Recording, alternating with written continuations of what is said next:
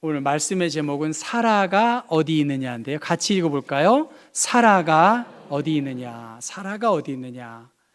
강원도 산골에서 목회한 목사님의 목회 이야기가 있습니다. 그 목사님은 수요 밤예배 때 하나님께서 천지를 말씀으로 창조해 주셨다라고 강조하셨습니다. 태초에 하나님께서 천지 만물을 말씀으로 창조했다, 이것을 계속해서 강조했는데, 그날 마침 그 교회에 출석한 지 얼마 되지 않은 할머니께서 말로 뭘 만들어, 말에 무슨 힘이 있다고 이렇게 이야기를 한 거예요.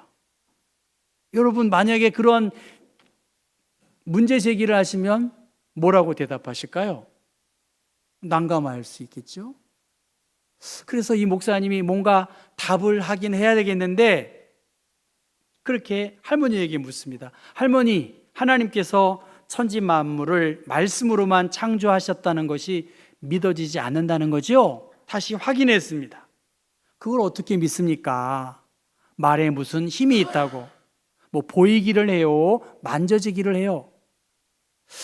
목사님이 제가 말에 힘이 있다는 것을 증명하면 믿으시겠습니까? 믿지요, 이렇게 했다는 거예요. 할머니, 잠깐 자리에서 일어나 보세요 하니까 할머니가 어떻게 했을까요? 방금 말에 힘이 있다는 거 할머니 보셨죠? 무슨 말이냐고 이렇게 다시 문제 제기를 합니다. 제가 일어나라고 말하니까 할머니께서 몸을 이렇게 세우셨고, 제가 앉으라고 말씀을 드리니까 할머니께서 앉으셨지 않았습니까?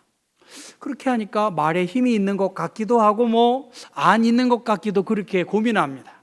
그래서 이 목사님이 하나 더 말씀을 드립니다. 할머니, 집에서 식사하실 때 손주에게 그 반찬 좀 나에게 갖다 주라 하면 손주가 갖다 줍니까? 안 갖다 줍니까? 갖다 주지요.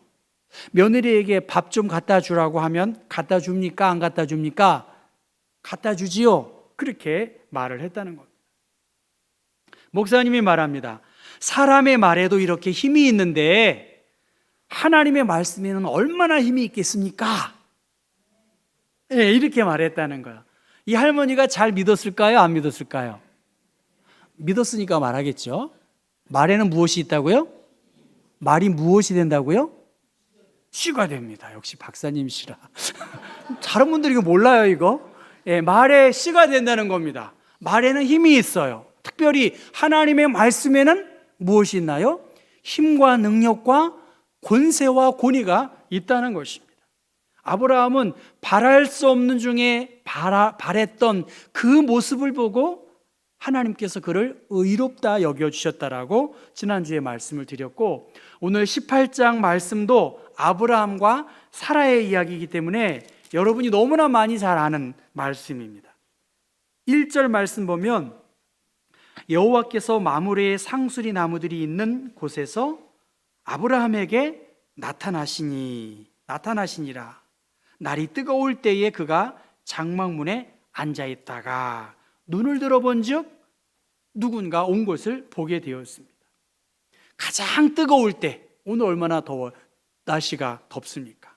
이것보다 더 뜨거운 때에 하나님께서 아브라함에게 나그네의 모습으로 찾아오셨습니다. 아브라함은 그 나그네를 정성스럽게 환대한 것이 1절부터 8절까지의 말씀이고, 이 환대를 다 받은 후에 사라가 어디 있느냐라고 그렇게 묻습니다. 그리고 1년 후에 이맘때에 아들을 낳을 것이다라고 그렇게 이야기하니까 그 소리를 듣고 사라가 속으로 웃었다라고 말합니다. 이 모든 것을 안 하나님의 천사가 하나님께는 능치 못할 일이 없지 않느냐, 그것이 오늘 내용입니다.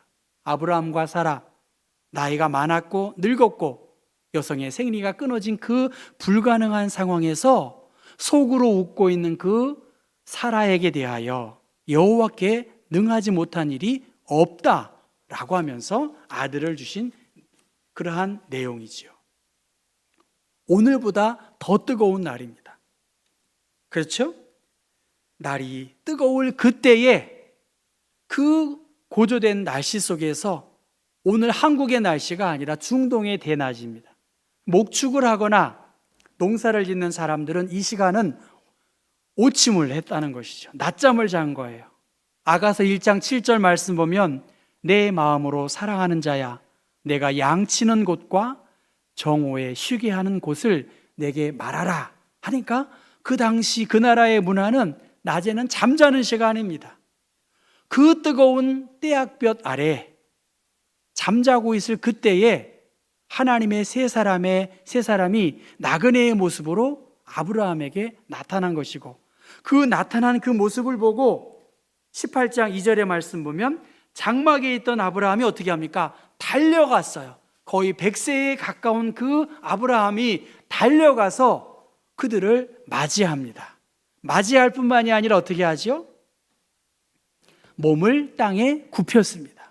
그리고 손님들 저를 좋게 보시면 이곳에 지나가지 마시고 머물러 주십시오 하면서 물을 가져다가 발을 씻게 하고 그리고 마음을 상쾌하게 하도록 음식을 취하도록 그렇게 요청을 했습니다. 어느 정도 음식이었는가? 6절 말씀 보면 아브라함이 급히 장막으로 가서 사라에게 이르되 속히 고운 가루 세 스하라고 그 물량의 단위인데요. 한 8말 정도의 빵 굽는 재료랍니다. 우리 교회가 한 2말 정도 되면 떡을 먹는데 요새는 한 1말 반 정도 되면 떡을 먹는데요. 그런데 세 스하 8말이면 적어도 한 200명, 300명 정도의 많은 분량의 그 고운 가루를 빻게 해서 떡을 만들게 했어요. 어느 때? 가장 더울 그때에 그 하인들도 잠자고 쉬어야 할 그때에 아브라함이 급히 장막으로 가서 사라에게 요청을 했습니다. 또 7절 말씀 보면 가축되어 있는 곳으로 또 달려갔어요. 아브라함이 기운이 좋았는지 모르겠어요. 기름지고 좋은 송아지를 잡아 하인에게 주니 그것을 급히 요리하여서 버터와 함께 우유와 함께 아주 값진 최고급의 요리를 하나님의 세 사람에게 공개하고 있는 것, 그것이 1절부터 8절까지의 말씀입니다. 그 다음에 그들이 아브라함에게 물어보는 것이지요. 내 아내 사라가 어디 있느냐? 여러분, 하나님의 천사들이 사라가 지금 어디 있는지 알았을까요? 몰랐을까요? 알았겠죠. 하나님의 천사들이 그냥 그곳에 가지 않았을 것입니다. 다 알고 있는 그 상황에서 사라가 어디 있느냐? 성경에서 어디 있느냐라고 물어보는 것은 많은 부분에 부정적인 입장입니다. 아담이 선악과를 따먹었을 때 아담아 내가 어디 있느냐? 하갈이 그 아기를 낳은 것에 유세 부리다가 사라로부터 구박당하여 쫓겨날 그때에 자신의 본분을 잃어버리고 있을 그때에 하갈아 내가 어디서 왔으며 어디로 가느냐? 그렇게 말씀하고요. 우리가 알고 있는 나아만 장군이 그 선물을 가로채기 위해서 게하시가 잘못을 저질렀을 때에 게하시야 내가 어디서 오느냐? 그렇게 묻고 그 자리를 다시 한번 살피도록 한 것이 대부분의 내용입니다. 그런데 여러분 지금 사라는 어디에 있죠? 있어야 할 곳에 있어요. 장막에 있었어요. 다른 짓 하지 않았어요. 그리고 그 무더운 날씨에 남편이 음식을 준비하라고 하는 것에 아무런 불평과 원망을 하지 않았습니다. 그러니까 베드로전서 3장 6절의 말씀 보면 그 사라는 순종하는 여인이었다. 여러분 만약 어느 날 갑자기 손님을 집으로 초대해서 8말의 떡을 준비하라고 하면 그 남편 곧 쫓겨날 욕 바가지로 먹고 말이죠. 부부싸움을 엄청나게 해도 누가 그를 잘했다고 두둔하지 못했을 것입니다. 그 모든 것을 다 행한 여인이 바로 사라입니다. 그런데 하나님께서 사라가 어디 있느냐라고 그를 불러주신 것은 그렇게 순종하고 그렇게 애를 썼던 그 사라가 행복하고 보람있게 아주 자발적으로 그 일을 했을까? 웃음을 잃어버리고 있고요. 여종이면서 남편의 아이를 낳은 하갈에게서 갖은 수모를 당했기 때문에 그 사라가 굉장히 상처 속에서 그 일을 감당했을 것이기 때문에 사라가 어디 있고 1년 후에 아들을 낳을 것이라고 하는 그 말씀을 들었을 때에 그는 푸념, 체념, 포기하는 그 가운데에 있었던 그 자리에서 하나님이 아브라함의 아내 사라를 부르신 것입니다. 하나님의 천사가 사라의 마음 중심을 알고 계셨고 그 사라의 마음을 뒤바꿀 수 있는 말씀, 내년 이맘때쯤이면 너에게 아들이 있을 것이다. 너의 처지와 환경을 뒤바꿀 수 있는 그러한 기회를 하나님이 주실 때에 그것을 받을 준비를 하라고 그렇게 말씀하고 있습니다. 우리가 알고 있는 사라의 생리적 환경 우리가 너무나 잘 알고 있고 아브라함 또한 엎드려 웃으며 마음속으로 이르되 100세나 된 사람이 어찌 자식을 낳을까? 사라는 99세니 어찌 출산하리요라고 하는 의심 가운데 있는 그 사라를 하나님이 부르셨다는 거예요. 계속된 하나님의 약속이 있었지만 그 불가능함이 너무나 보였기 때문에 그 현실이기 때문에 어찌할 수 없었어요. 그 가운데에서 하나님께서 말합니다. 여호와께 능하지 못한 일이 있겠느냐? 같이 한번 읽어볼까요? 여호와께 능하지 못한 일이 있겠느냐? 기한이 이를 때에 내가 내게로 돌아오리니 사라에게 아들이 있으리라. 아멘입니다. 세번역 성경에는 나 주가 할 수 없는 일이 있느냐? 주에게 너무 어려운 일이 있느냐? 사람으로는 할 수 없지만 하나님으로서는 다 하실 수 있다라고 하나님의 모든 말씀은 능하지 못하심이 없느니라라고 말씀하셨어요. 여러분, 말에는 무엇이 있다고요? 힘이 있습니다. 긍정적인 말에도 힘이 있고요, 부정적인 말에도 힘이 있습니다. 골프를 치면요, 장난을 하면서 동반자들이 이렇게 합니다. 왼쪽에 해저드가 있어. 그러면 기가 막히게 그 넓은 쪽으로 공이 안 가고 그쪽으로 갈 확률이 굉장히 높습니다. 그 부정적인 말이 그의 마음속에 자리 잡고 있어서 그래, 이번에는 중앙을 보고 쳐야지 하면서도 마음으로는 왼쪽으로 가서 그렇게 한다는 것이지요. 예, 누군가를 주저앉히기도 하고 누군가를 온전케 할 수 있는 말에 힘이 있다는 것입니다. 우리는 아멘이라는 거, 그대로 되어지기를 바랍니다 라고 하는 기도하는 사람들이에요. 왜? 기도의 힘을 믿기 때문입니다. 아마 8명쯤 정도. 지금까지는 너희가 내 이름으로 아무것도 구하지 아니하였으나 구하라 그리하면 받으리니 너희 기쁨이 충만하리라. 여러분 믿으시나요? 이게 기도응답의 확신이에요. 지금까지는 너희가 내 이름으로 아무것도 구하지 아니했다는 거야. 구하지요, 예배 드리지요, 교회에 나오지요. 그러나 여호와께 능하지 못한 일이 있겠느냐? 아멘인가요? 오늘 그것만 기억하시면 여호와께는 능치 못할 일이 없으시다. 사람으로는 할 수 없다. 그것을 믿고 우리가 기대감이 줄어든 것 같아요. 뭐 예배? 무슨 여러분 솔직한 얘기로 얼마나 많은 기대감을 가지고 예배 오셨나요? 오늘 예배 그렇지 뭐 아브라함 이야기, 찬양, 봉사, 교제 얼마나 기대감을 가지고 오셨냐는 거예요. 찬송할 때에도 가사가 은혜로우면 어떻게 해야 될까요? 아멘 하셔야 돼요. 그대로 이루어지면 좋겠습니다. 우리 경복교회가 아멘하는 교회가 되어지기를 주님의 이름으로 부탁합니다. 그대로 되어지기를. 지금까지는 너희가 내 이름으로 아무것도 구하지 아니하였으나 우리가 구하지요. 저도 기도해요.